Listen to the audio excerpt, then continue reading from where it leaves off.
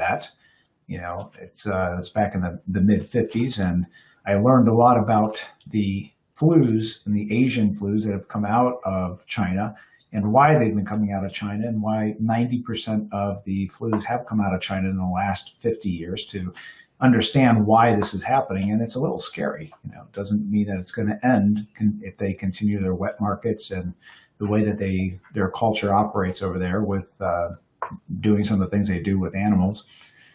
So we're going to get going today, and I just want to kind of start off today by letting you know a couple ways that you can get a hold of us and make sure that you are staying in tune, because next week and the week after, we are going to continue these webinars. We're going to continue the communication with you. We're going to continue to keep you in the loop with exactly what is going on.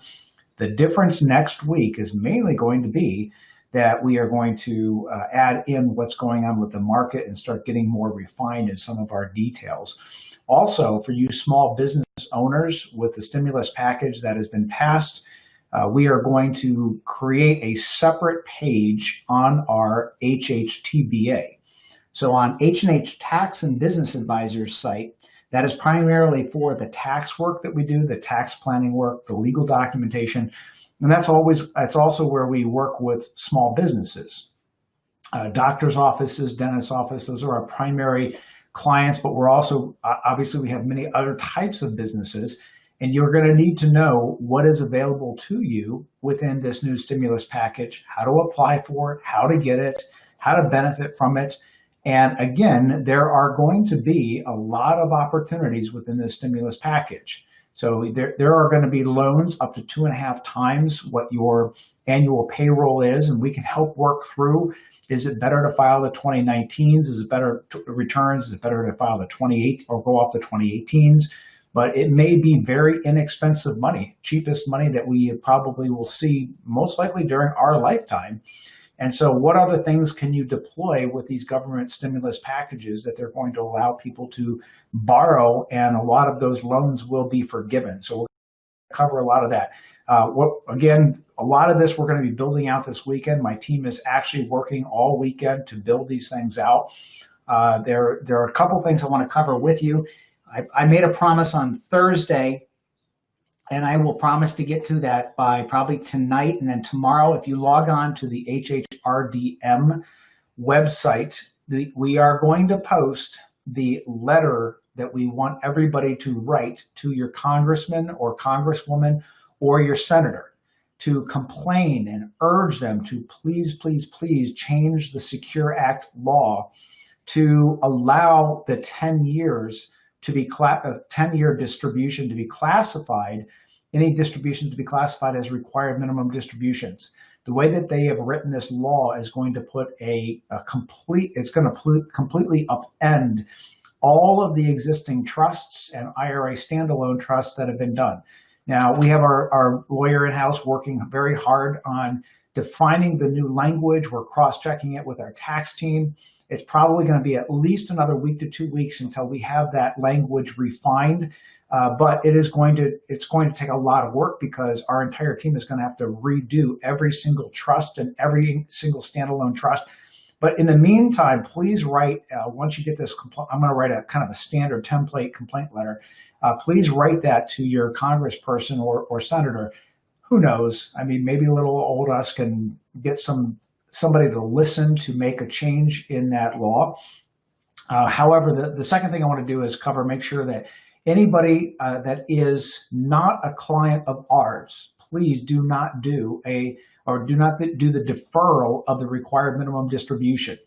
So we got word this morning from one of our financial planners that had been in touch with TD Ameritrade, because we tried to process a Roth conversion versus an RMD. They flagged it, wouldn't do it, because they said, well, you haven't met your RMD. So we're having to instruct them, there is no more RMD in 2020. So what we have made is a blanket policy with our clients that if they were going to do an RMD, we're going to do a Roth conversion instead. Unfortunately, this only happened 2 days ago. So anybody that has already done an RMD, we can't undo it. We're still working on trying to get your Roth conversion calculations done as fast as possible. But if you haven't done your RMD, make sure that we're going to do it this year, and we're going to do it when the stock prices are depressed. And this is one of the opportunities we're going to talk about today. Let me just make sure I covered all the other things here. Also, we're seeing a lot more activity on our YouTube site, which is when we live stream, a lot of people can just log right on there, and it will tell you when we're going to live stream in addition to Facebook. If you log on to Facebook and you sign up for our page there, which is HHRDM, H&H Retirement.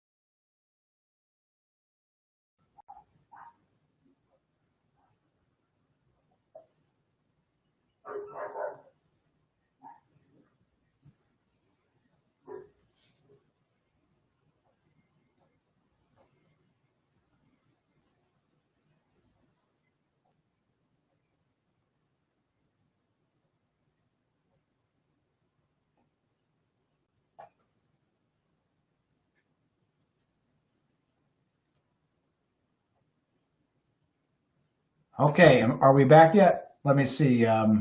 Looks like we got off. Daniel, can you give me?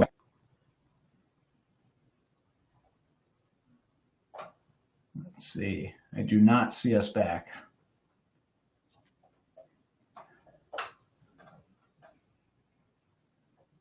All right. Hey, there we go.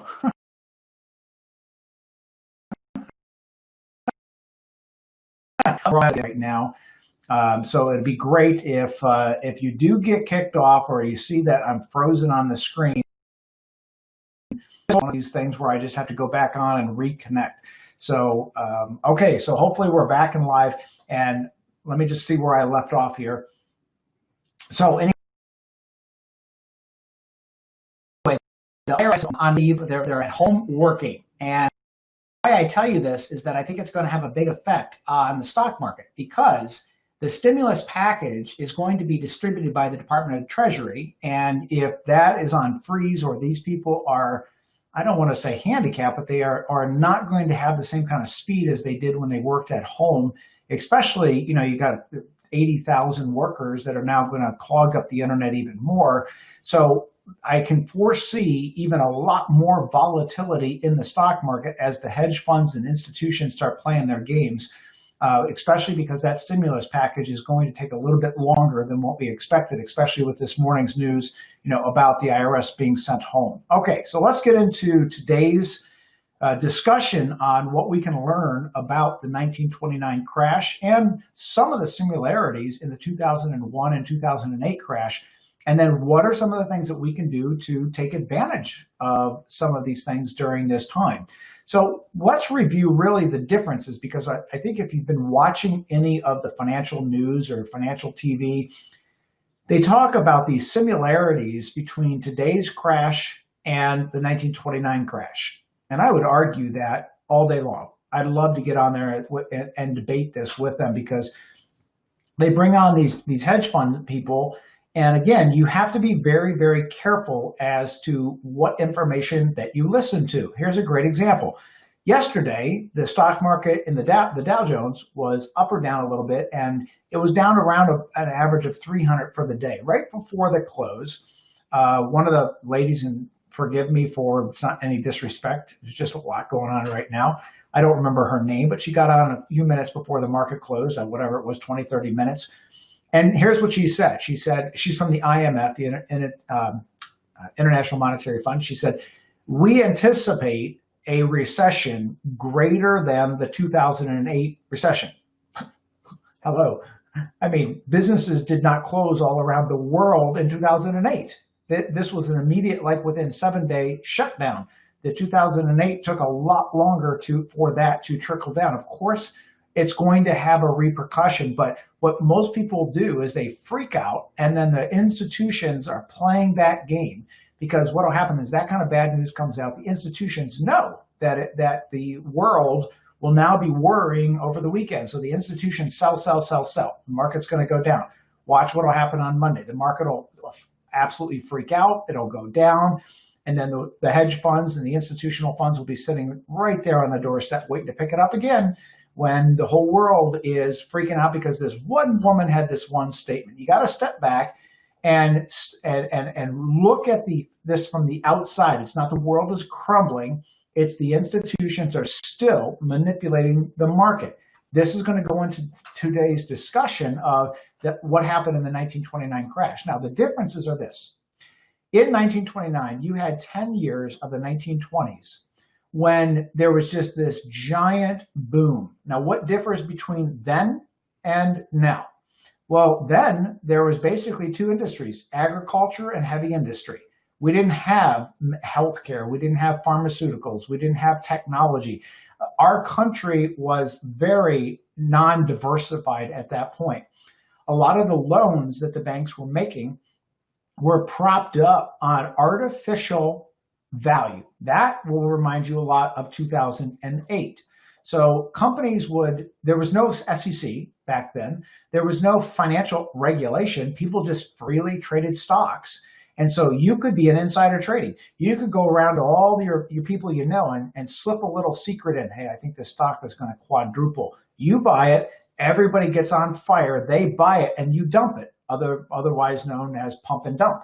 You pump it up and you dump it before everybody else gets it.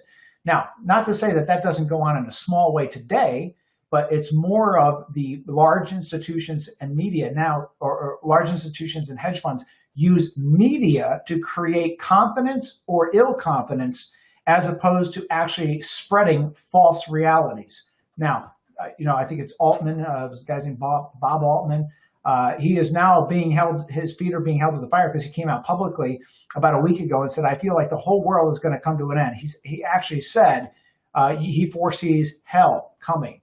And he said that the stock market can go to certain stocks in the stock market can go to zero, primarily Hilton, he stated.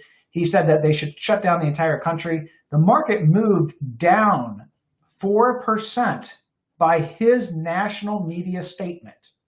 And you know what he did? He had all the markets shorted. He had invested $27 million. And because the market moved down 4%, he made $2.5 billion on $27 million. You know what he did then? He sold it. And then what did he do? He bought in the market on a bull. He bought in because then when he took all that money and he started buying in and he said, now I'm buying Hilton. He said days before he thought Hilton was going to go to zero. Then why did he buy it? So now it soars up. This game will continue. This is how you have to step back and understand how to win during these times. So in 1929, we had artificial values. We had stocks back then that were they were selling at 4,000 times their intrinsic value. They had PEs in the thousands because there was no media like we have today to say what were the earnings. There was no accounting or auditing that were done on the companies to say, here's what you're paying your officers, here's what your benefits are, here's what your pension is, here's what you're paying in a dividend. You just didn't have this kind of communication back then. What it was more of gambling. And so when you take a stock market in 1929, the reason I'm disputing these things that these people are putting on TV is you got to step back and really look at the science of it. I saw one guy yesterday on Fox. He said, well, this is going to be a lot like the 1929 stock market because when that crashed, it took 20 years to come back. But let's look at a fact here.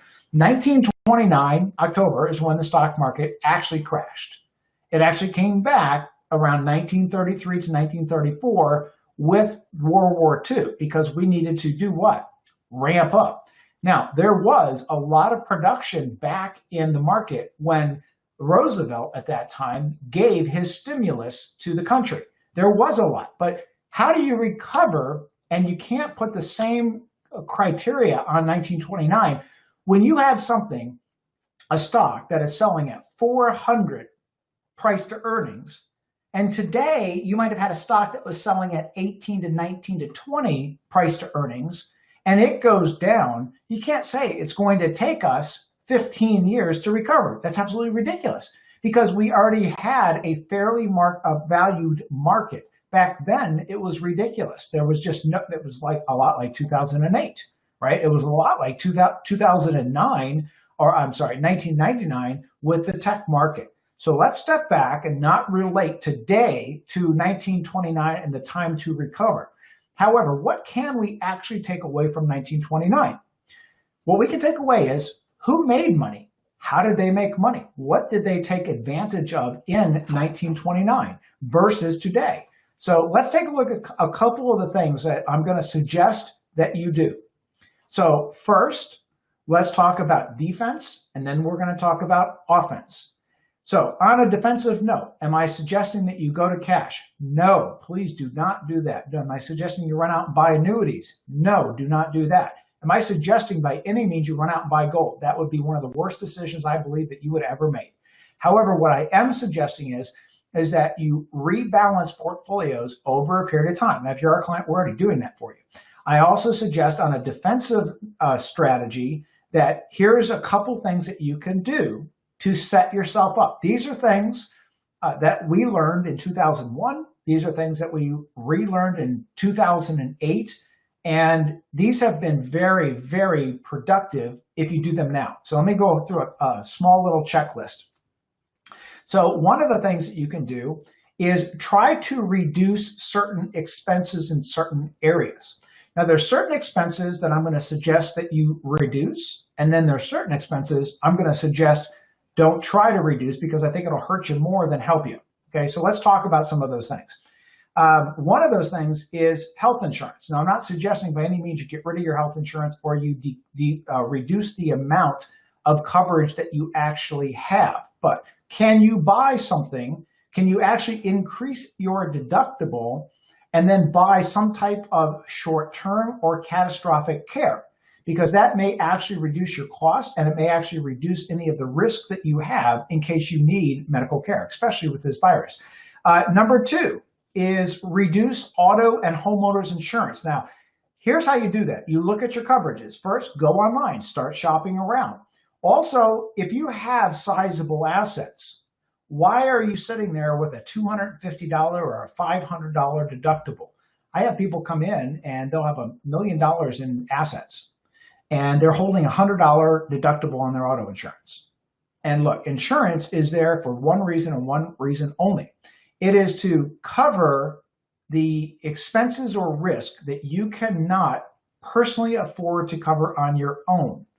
And so if you have a $100 deductible, the way to reduce that expense is increase the deductible to $1,000 or $2,500 on your auto and your homeowners. Now, in that same tune, I want to make sure that you have enough liability coverage because I can foresee, and this is defensive, I can foresee a lot of lawsuits coming. This is what happened in 2001. It happened in 2008. I cannot find any reason why it's not going to repeat itself. It will repeat itself.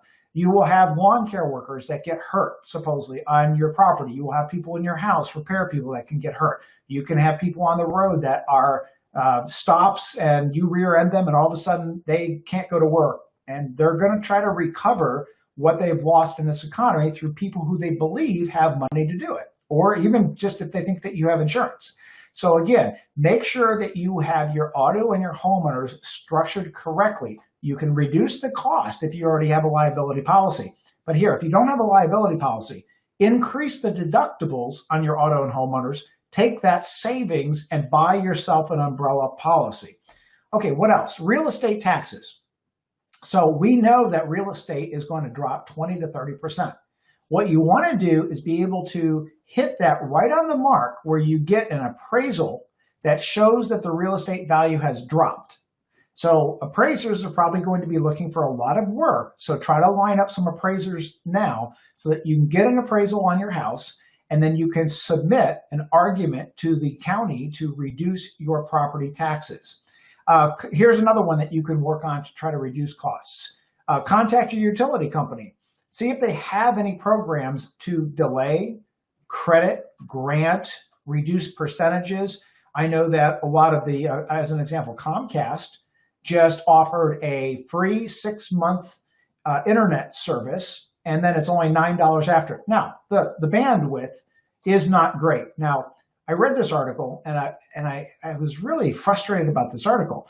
So this reporter gets on there, and he says, Comcast to offer free internet service, but beware. So I'm thinking, okay, what do I got to beware about if it's free? Are they signing me up for like a 10-year plan? And so he went on to say that he was disgusted with Comcast because they were only giving 25 megabytes up, 3 megabytes down on the bandwidth, and they should give a lot more. I'm thinking, please, really? They're giving it to you for free. You're going to complain about it? What is that old thing about beggars and choosers? So if they give it to you for free, that's one option.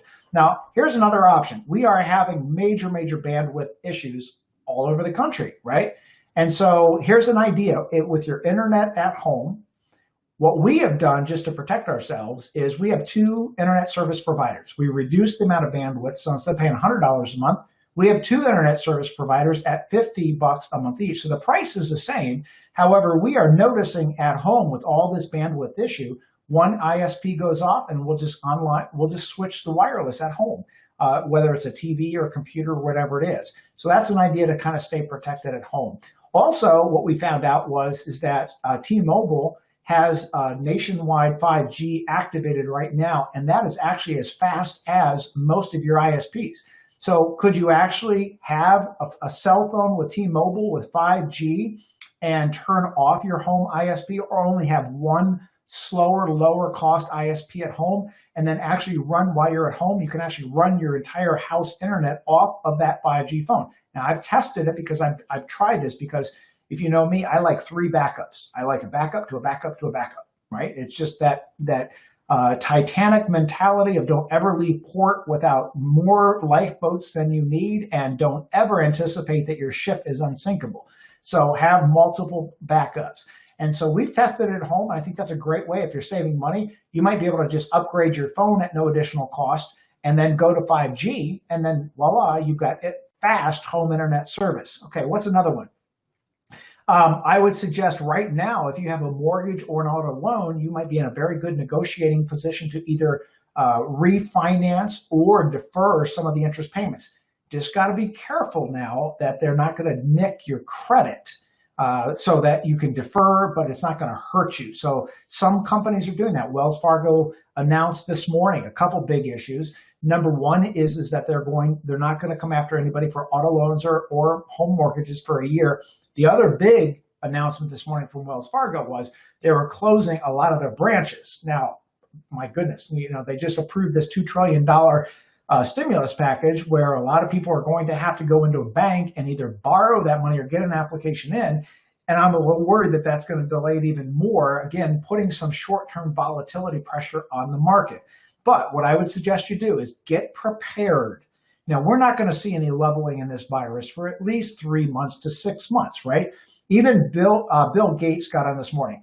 And if there's anybody that has the big data, they say Bill Gates has more big data than any government agency does with what he's doing with Microsoft and all of the healthcare charities around the world. And he basically said it's gonna take us about 6 months to level this thing out. So I may consider changing some of my timeline where I consider the leveling of between May and June. It might go now to June, July, where we're starting to see the beginning of that leveling.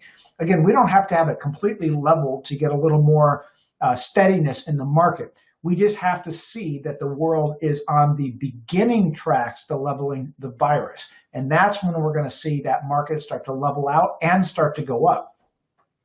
What else can you save on? Well, one of the things right now is, especially if you're over 65 years old, you probably know I have been a giant proponent of reverse mortgages since FHA took them over during the Obama years. And I don't remember what the year was, 2008, 2009, whatever it was. But, reverse mortgages were very dangerous prior to the FHA takeover of them, because you had to really know the fine print, and people could come in and take your houses under the right conditions. Now, under FHA, they're very safe, very low interest. And I feel that right now, if you have some of these offensive ideas, now is a really good time to look at a reverse mortgage. I can't recommend any brokers or any companies. You have to go online. You have to research them yourself. If you're a client of ours, when we get out of this initial tax and RMD and trust change, we're going to be reviewing all of these options. I think we have about 30 days to 45 days before we start to see any movement. So we have a little bit of time there. But I would try to research the reverse mortgages. If you find one that is good for you, then get your application in. What else? Get your application in for a regular mortgage. Why? Well, a regular mortgage, you might be able to refinance, get it down, but there's about a 3 to 5 week period of time that you're going to have to wait in order to get an approval on a mortgage. Now, what would you want to get a mortgage for? Well, let's say that you're going to buy some rental properties, you're going to buy some investment properties when these real estate prices just go to rock bottom. Then you want to be prepared, because here's how it works. There are going to be those fast and frenzy buyers.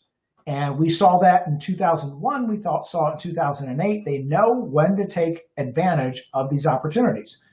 You have to be ready, meaning that if you show up at a foreclosure auction and you show up at a tax lien auction, or you show up at a deed in lieu of foreclosure auction or a negotiation, you got to be ready to be able to take that cash and get that good investment at that time. So it takes a little bit of pre-planning right now.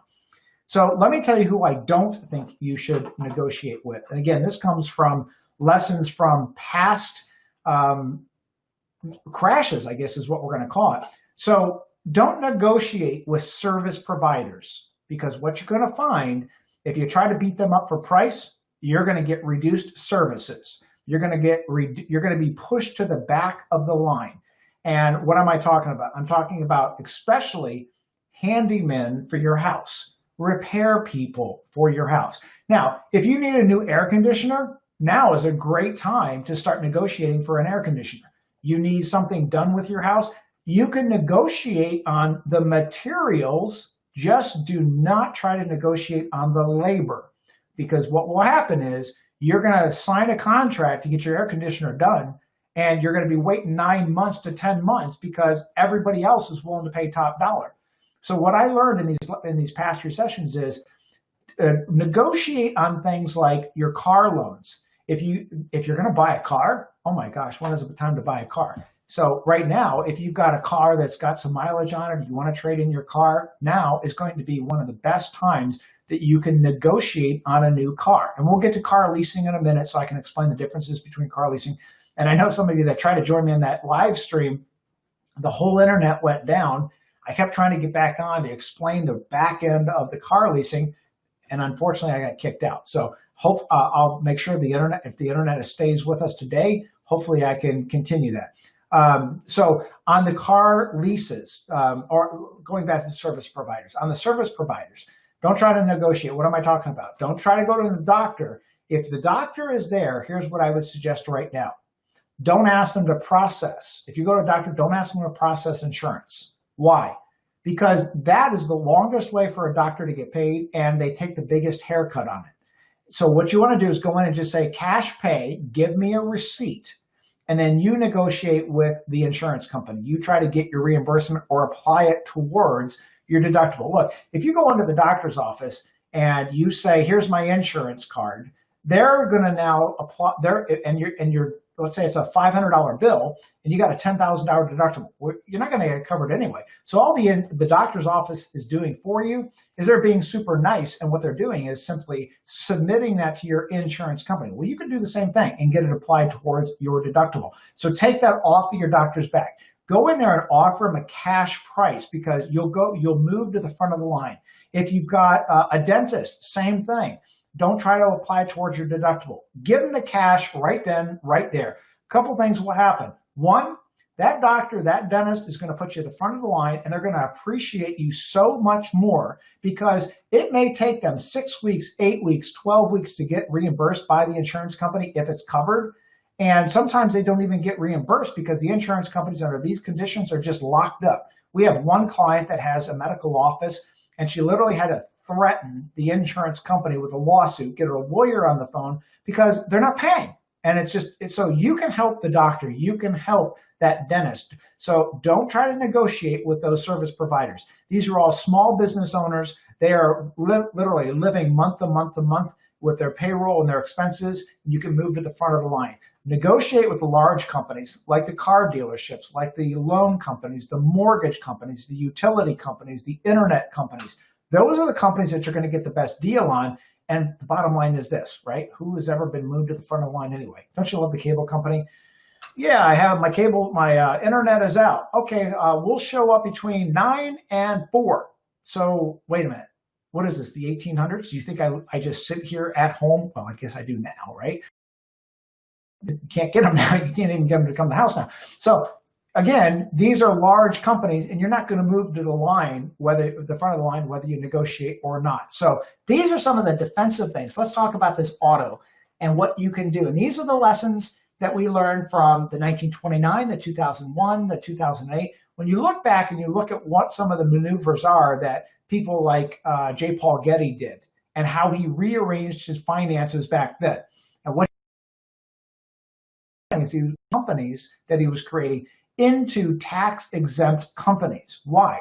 It was a defensive move to save on taxes. The taxes he could take and redeploy those into offensive moves. And I'm going to talk about the offensive moves in just a minute.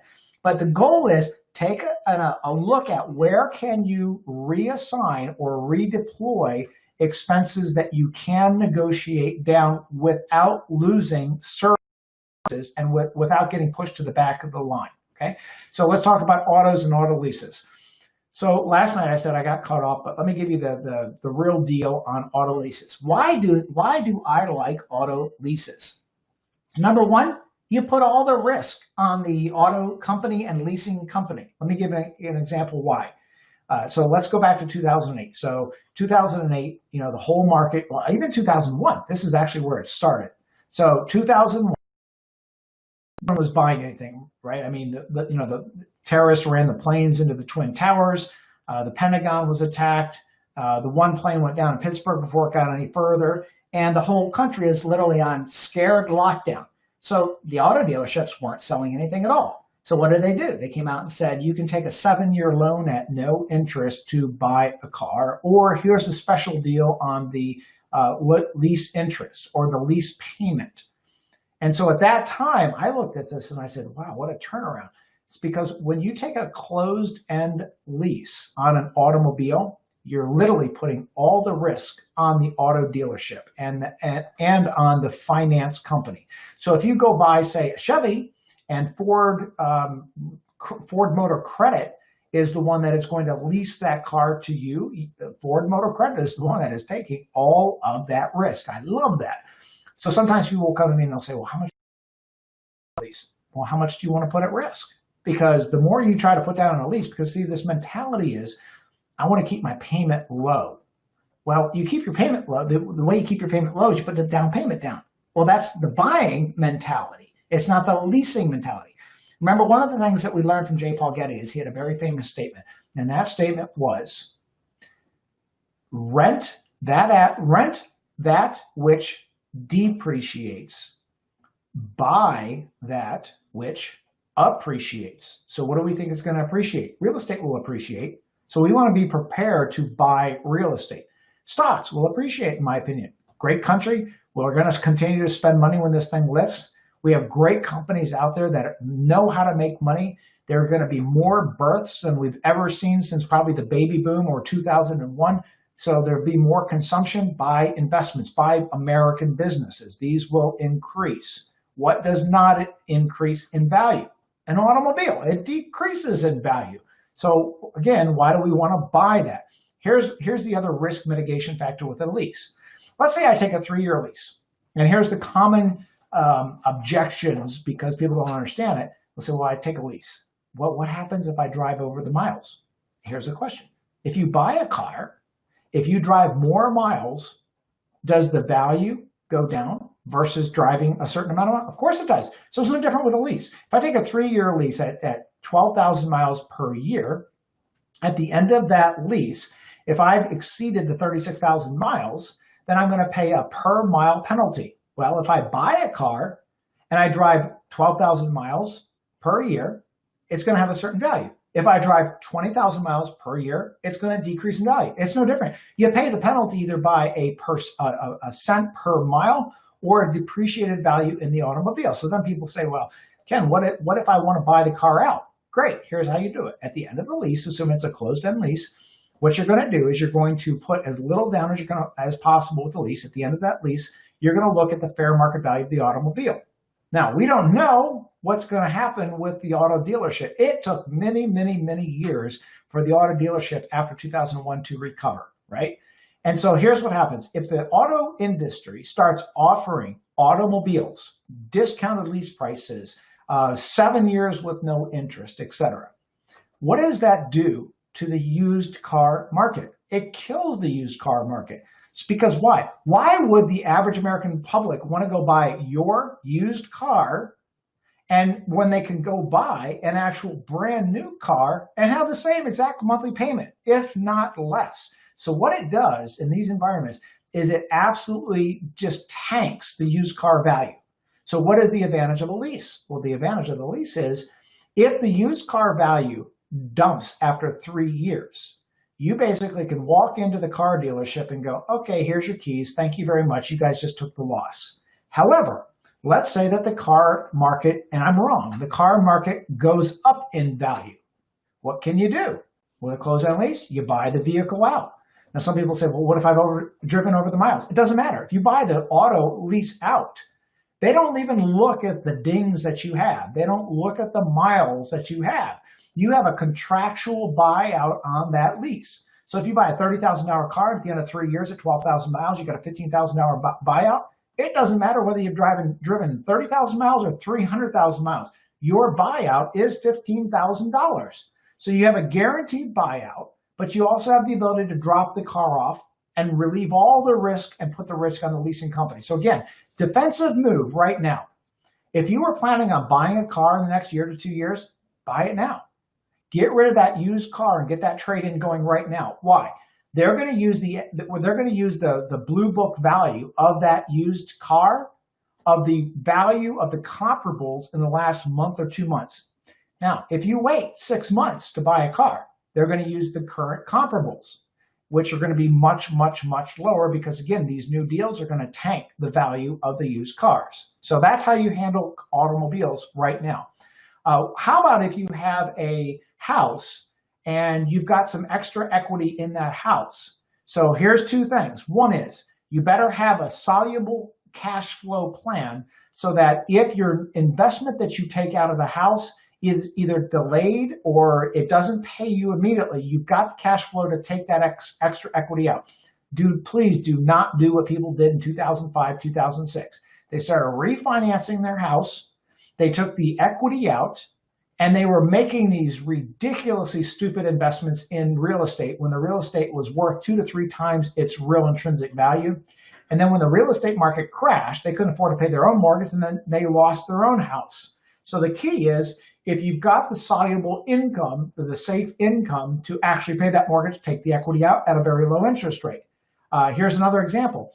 We know that you'll be able to take out if you own a business, you'll be able to take out 2.5 times what your annual payroll was, up to $10 million. So it's a lesser of 2.5 times or $10 million. And that interest rate could roll anywhere between 2 to 4%. That's pretty powerful because there's actually loan forgiveness on it. Now, if you have, let's say you set up an LLC, and let's say it was an investment management LLC, a property management LLC, and let's say that you were paying yourself an income from that, a W-2 salary. Guess what? You're going to qualify for that loan. Now, you got to get that loan in. We have not seen all of the loan structure. I'm only reading this from what has been released to the public. And next Friday, when the actual loan program opens up, there might be more restrictions. But as of right now, you would qualify for one of those payroll relief funds. Okay, so these are offensive things that you can actually do. Let's talk about a couple other offensive things. Don't pay off any loans right now. That would be the worst possible thing to do. If you have loans, refinance them for little to no interest rate for as long as you can go. Again, if you've got a car, you can turn that in. And any kind of governmental taxes that you get a deferral on, definitely defer those loans.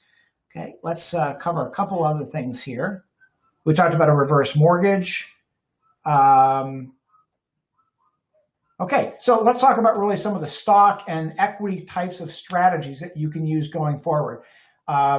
One of the things that you can do is if you've had stock that has dropped in value, you can take that stock out and you can actually move it to either a non-qualified account right now, pay the tax on it, or you can move it to a Roth. Everybody's eligible for a Roth. If you have a required minimum distribution due, you can take that out and you can move it over. So there are a lot of opportunities right now. Now, here's what I'm going to suggest. In the next month, focus on what large expenses from utility companies, mortgage companies, those types of things can you work on reducing? What kind of things can you buy for your house that you could get a discount? If you're going to buy air conditioners, you're going to get a roof repaired, you're going to get a pool put in. These things are things that you could probably get some pretty good discounts on right now. Focus on if you've got service providers, paying them in cash, paying them up front. You know, if I go to a doctor right now, if he says I owe you $500, I'm going to probably pay him $600. Why? I want better service. I want to be moved to the front of the line. I want to be top of mind with those service providers. If you've got handymen, lawn care people, same thing. You want to move to the front of the line. So let's look at some of the businesses. Now, if you are looking to buy a business, this might be the perfect time because there's actually been some business loans with the SBA that have opened up. However, what I would probably do is get yourself in the position of 6 to 9 months from now looking to buy those businesses. Those businesses are not going to feel the pain for about another 6 to 9 months. Some of them have laid off with some of the government programs, even like the foreclosures. I'm going to move my timeline forward. Originally, I had my timeline at the biggest decrease in real estate would happen in November, December. I'm actually going to move that timeline up to about February or March for the bottom end of that real estate. And one of the reasons is when you read some of the bailout provisions of the stimulus package, there will be people able to hire government programs for that period of time. However, when those government stimulus programs run out, that's when it's going to be open season on buying great real estate at just greatly discounted prices. Okay, so these are the things that we learned from how these people made money in 1929 and some of here's an interesting fact. The most number of millionaires were minted in 1929 per capita of any time in history because it was the largest loss. It was the best opportunity because from 1920 to 1929, there was virtually no discounted opportunities. No different. In 2001, some of the biggest money was made when the tech market crashed and people were able to buy it. Here's a good example. Right now, Warren Buffett is sitting on $125 billion in cash. He could actually buy in the entire company of McDonald's, Starbucks, Tesla. There's a lot of companies out there that he could literally buy at such discounted prices. He couldn't have done that a month ago. So this is the time where it's also good to sit back and watch what he's doing. Now, some of that doesn't become public until after he does it, but you could watch. This is a genius at work where he's sitting on that kind of capital, and he's the guy that I followed for years. He waits until the right time, and then when everybody is at their greatest amount of fear, that's when he goes in and buys it because he's buying it 30, 40, 50, 80% on discount. So hopefully this gives you some ideas, some concepts that you can work with. And with that, I'm going to open up to some questions. Let's see here. Okay. Yeah. Sorry about the internet. So we actually have two providers. And even though I can jump from one to the other, which is what I just did when I got cut off at the beginning of today's show, I jumped to another ISP because we've got two home ISPs. I just, cut them in half. And so the speed is in half, but it gives me a backup to a backup. And I don't even know if the other one is back up yet again. And then I got a third backup on my 5G phone, which in today's internet environment, I would highly suggest. Okay. So real estate. Well, there's a couple questions. So one of them is on reverse mortgages. No, reverse. The question is aren't reverse mortgages a scam? They are not a scam. They used to be 30 years ago when they were created by these gypsy con artists out of California. And the whole goal was to scam elderly people out of their homes. And they went through a lot of regulation. A lot of people got put in jail. And then the government actually figured out that a reverse mortgage was pretty good, because here's what happens when a person gets older and let's say that they've got Social Security and Medicare only. Well, Medicare does not cover long-term care. And unfortunately, there is an exclusion right now if you are in a long-term care facility and you have a healthy spouse at home, they cannot force the sale of a primary residence. So the reverse mortgage was when Obama got into office and they FHA'd everything. They made it good. They governmentized it so that it was fully regulated, so that it was very safe for seniors to do. Then what they did was Obama, and I don't remember the number, you could probably internet this, Google this, it was somewhere around $600 million or $800 million the federal government infused into the reverse mortgage lending system so that they had the money to give. Now, I've been making this prediction for a couple of years, and we'll have to see what happens. It may be with the tax explosion that we're expecting here in January, February of next year. My prediction was, and keep in mind, I've been predicting for years that we're going to go after IRAs. And every year they're doing something to nail people with IRAs with higher tax. Here's my next prediction. They're going to come out with some type of income-based determination of Social Security. So now, there's tax on Social Security, whether you're under a certain limit or over a certain limit, you either get taxed or don't get taxed on it. So it is a pullback. In addition, there's now an income-based penalty on Medicare. Look, I really believe that Medicare and Social Security are going to run into such a problem. They're right now slated to be bankrupt in 2034. And now with this debacle, it'll probably move it farther back, like 2028, 2027, somewhere around that. They're going to bail that out. Well, my estimate is what they're going to do is they're going to make reverse mortgages mandatory if somebody has a health care issue or cannot pay their bills before they give them any kind of government aid. Okay, so again, I'm a big proponent of reverse mortgages now that there's some safety built in. Okay, I got another question here. Income, well, I don't know all the different income taxes that will change, because these are things that generally the politicians will not come out and say, hey, we're going to change your income taxes. What they are going to do is they're going to say, hey, we're going to change the amount you can deduct on the back end, or we're going to put limits on certain things.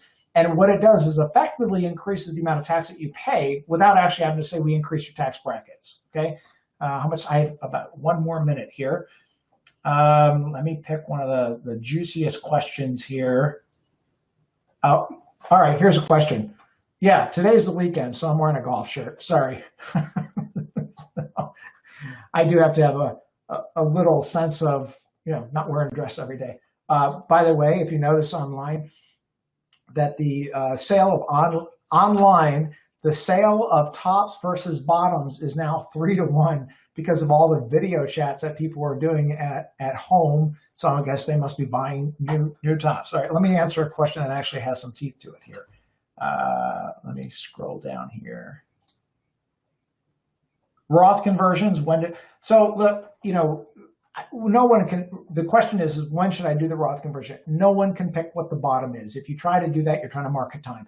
I would say that, if you are a client of ours, we're figuring that out, but we're not trying to say, hey, we're going to do that Roth conversion at what we feel is the market low. We don't know that. We just know that it's down still 20%, and probably next week it'll be down another 5 to 8% just because of this lady that talked about the IMF and some of the other problems that we see. So we're trying to get these Roth conversions processed as fast as possible, but this is a whole new world. I mean, we've got 15 people working 24/7 to try to get this done for everybody. If you're doing this on your own, get to it. We're finding that the custodians are also very draggy because they're also dealing with a lot too. So Roth conversions, do them as fast as you can, because I can't make a prediction as when the bottom is or when the market will top out. Okay, so I'm today. Hopefully this was helpful for everybody. It gives you kind of some insight as to some offensive things that you can do and some defensive things that you can do. And again, just go to hhrdm.com, and I added a live feed on there. So if you go to hhrdm.com/events, there's now another menu on there which can actually connect you to the live stream. It's better actually to go right to YouTube and just hit subscribe, or go to Facebook and look for the events there. With that in mind, I'm going to wrap it up. You guys, everybody, please be safe. And the best thing we can do is let's just be grateful that if you're watching this, hopefully you're healthy, you're at home with your loved ones, You've got some food in your cabinets, and that is better than a lot of the other world. And in the meantime, while we all get through this together, let's make sure that you are taking the right steps proactively to not only come out of this financially okay, but take advantage of this. This is one of the best opportunities I've seen since I've been around. Have a great day.